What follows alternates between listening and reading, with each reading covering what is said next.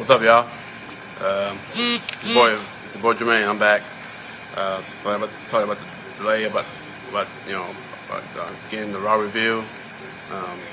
Being got super busy with work and playing b-ball with my friends. I want to show you my thoughts on Raw's 1,000th episode last week. So I thought the opener with Vince McMahon was good to say thank you for everybody for making the show what it is today. It was the viewers, even though it's Vince McMahon's creation. He created the show. It was since 1993, but it was the fans, me and you, that made the show what it is. Not the superstars,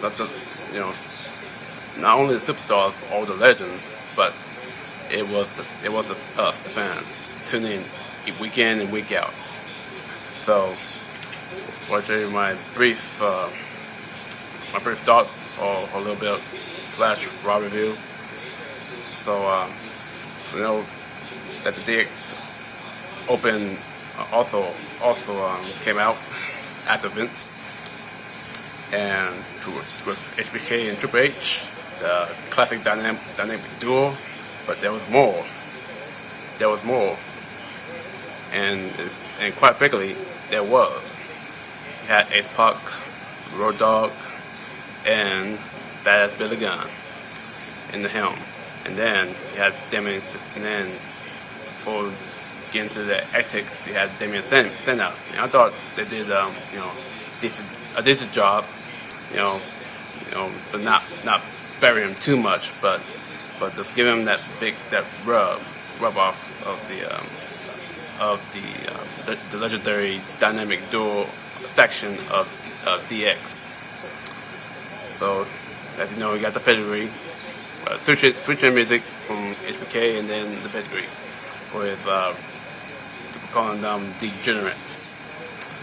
Then you have a few matches, which was Rey Mysterio, Sin Cara, Sheamus versus Chris Jericho, Dick Ziggler, and ADR, and they used that match to further on that feud with Ziggler and Jericho, since he hit his own teammate, which cost them the match, but further the feud with Jericho and Ziggler, which that's good. And then they had the Daniel Bryan and AJ Lee waiting, and but the thing about these weddings, they never have a happy ending. They don't, never, when it comes to the WWE's version of weddings. And as you know, Vince McMahon came out when we thought that he came up with a big announcement, which he had, and to announce who the new GM is, and I'm sure, like you and I have known that was all the shock that we'll find out it was AJ. So apparently, to further on her already star power, feed her star power even much bigger, she becomes the new GM, which was kind of out of the blue. So Claude was the man for that. And then Daniel Bryan got into the temper tantrum, just throwing things, kind of like a Bret the Hitman Hart temper tantrum. And then CM Punk came out and to tell him that you keep doing what you're doing, that on doing what you're doing, you keep on being the best. And Daniel Bryan said he was the best of all time, but that led to The Rock, my favorite character, my favorite superstar, The Rock, all time. He would tell DB that he was the best. That tell him that you are not the best of all time. I mean, so The Rock holds the title of should be called the best of all time. So, as you know, he didn't give him a wedding present, but he did give him a rock bottom, which you all know. And then had Bret Hart being the guest ring announcer. Well, yeah, 12 if I can remember it. Talking about winning his first championship title, Intercontinental title in St. Louis, and then you had the match between Christian and Miz. And I was a little surprised that they gave the Miz the IC title belt, since he hasn't been on the road as a late and hasn't been on TV much. So after filming the Marine 3, so you got your IC title. Then you have Heath Slater to see who would drop, who he will be fighting or dropping to. So other than we have a surprising and returning Lita. So it's good to see Lita, but also I have to say before that it was good to see Trish, since you all know Triple H was with that skit in 2001 or 2000 about being in the awkward position. But this time,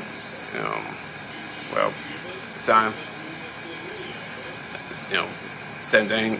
But this time, we expected for Stephanie to come out, but instead you have the DX pals, the DX comrades walk in. So, yeah. Then back to the Heath Slater and Lita. But Lita wasn't alone. She had protection.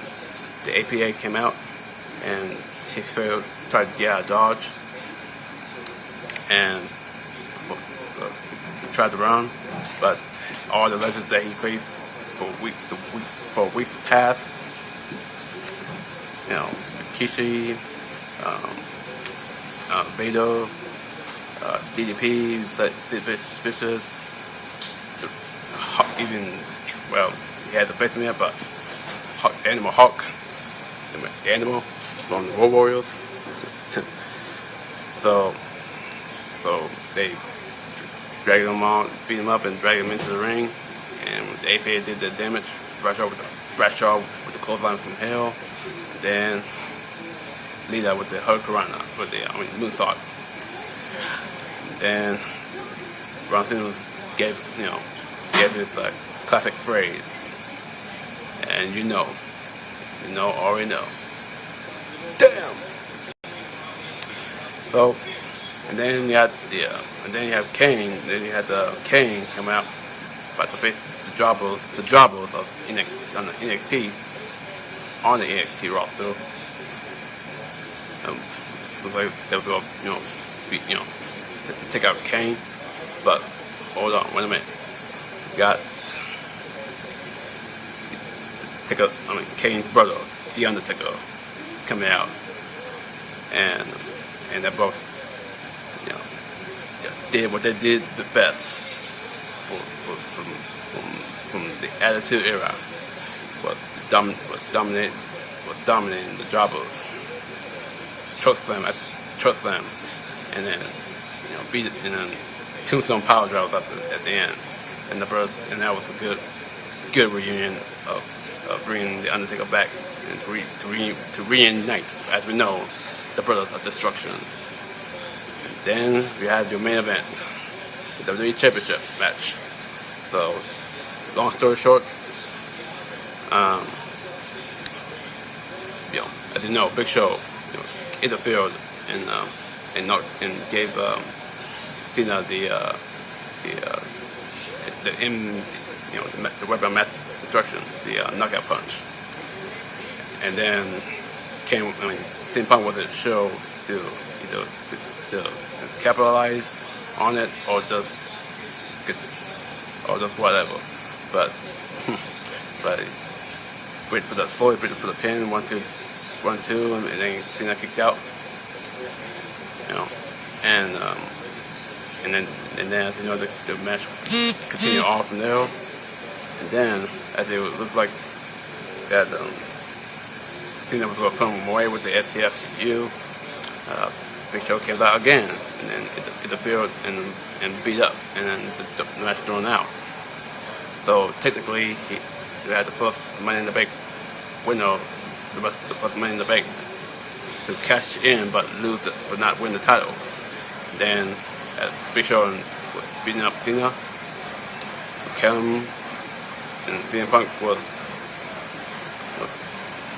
so hurt, but could have helped, could have helped, but instead it's looked out on Big Show beating up Cena, and then you had The Rock come out and land the SmackDown as he does best, and then at the Spinebuster, who was setting him up for the People's Elbow, but we had CM Punk,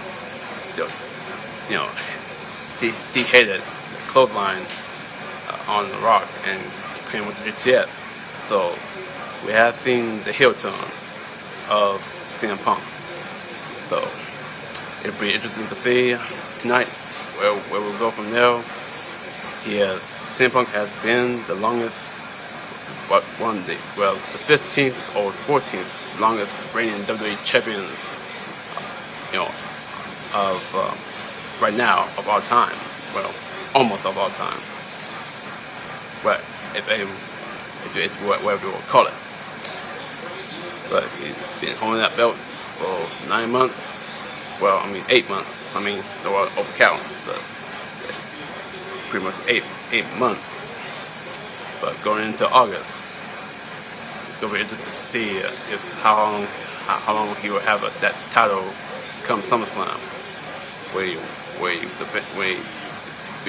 he still be champion at the SummerSlam, or will he be the new champion, leaning towards Cena, or they do a triple threat match?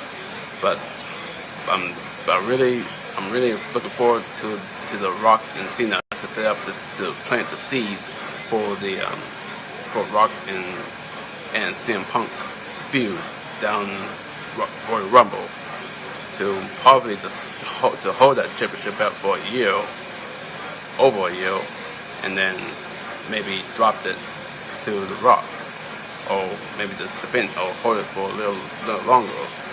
But however WWE is going to do it, time will tell. So this is your boy Jermaine signing off. Peace.